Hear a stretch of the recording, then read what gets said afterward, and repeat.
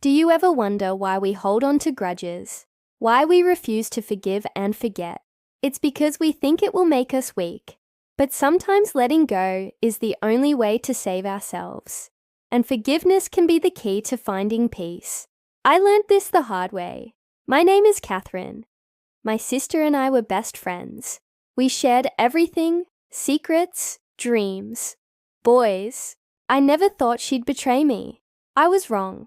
The day my world shattered was the day I found out she was seeing my fiance, Edward.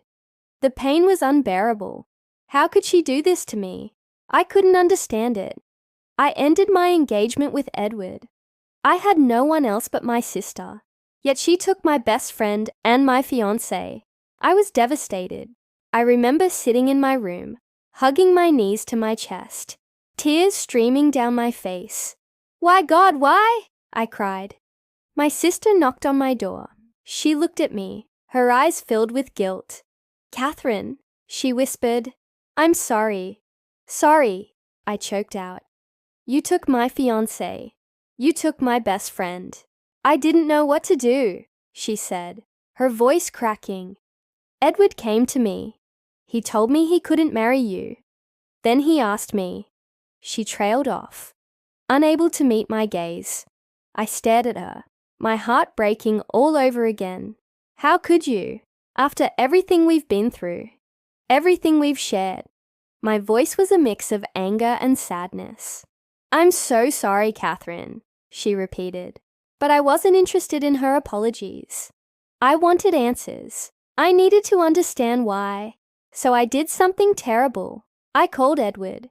I wanted to hear it from him, to see if he felt the same way about my sister as she did about him. The phone rang once, twice, 3 times. And then his voice answered. "Hello?" "Edward," I said, my voice shaking. "Why? Why did you do it?" Silence. "Why did you come between me and my sister? Why did you hurt us both?" Another silence. Then he spoke, his voice low and dangerous. "You don't understand, Catherine. I had to do it. She's the one I love." I gasped. "What?" He sighed. "I'm sorry, Catherine. I really am. But this is the way it has to be." And with that, he hung up. I stared at the phone, my mind racing. What did he mean? What did he have to do? Had he known all along? Was this planned? 1,000 questions pounded in my head, but there were no answers. All I knew was the pain of betrayal, the pain of being used, the pain of losing everything. I called my sister. I needed to tell her what Edward had said. Maybe together we could make sense of it all. But she didn't answer. I tried again, but it went straight to voicemail. I tried again and again, each attempt ending in the same frustration. Where was she? What had she done? Had she left town? Had she blocked my number? My anxiety grew. I needed to see her. I needed to talk to her. And that's when I found her, in the place where our childhood had been built, the park where we used to play. I walked towards her, my heart pounding. She turned, saw me and ran. I chased after her, calling her name, begging her to stop. But she kept running until we reached the lake. She stopped, turned and faced me, her eyes filled with fear. "Catherine," she whispered, her voice trembling. "I can explain." "Explain what?" I asked, my voice shaking. "How could you do this to me?" She took a deep breath. "I'm so sorry, Catherine. I truly am. But you have to understand. Edward and I, we couldn't fight it. Our love, it just happened." She reached out to me, but I stepped back. "Don't touch me," I said, my voice breaking. "You're my sister. How could you do this to me?"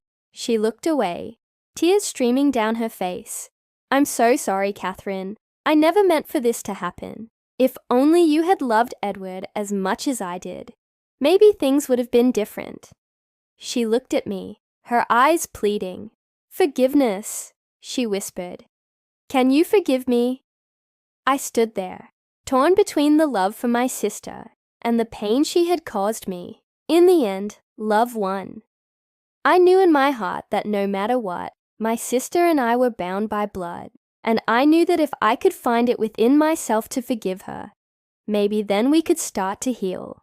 "I forgive you," I said, the words barely a whisper, but they were enough. Her face broke into a smile, tears of joy streaming down her face. She embraced me, and I returned the hug, feeling the warmth of her body against mine, the scent of her hair filling my senses. And in that moment, I knew that we would be okay. We had each other, and that was all that mattered.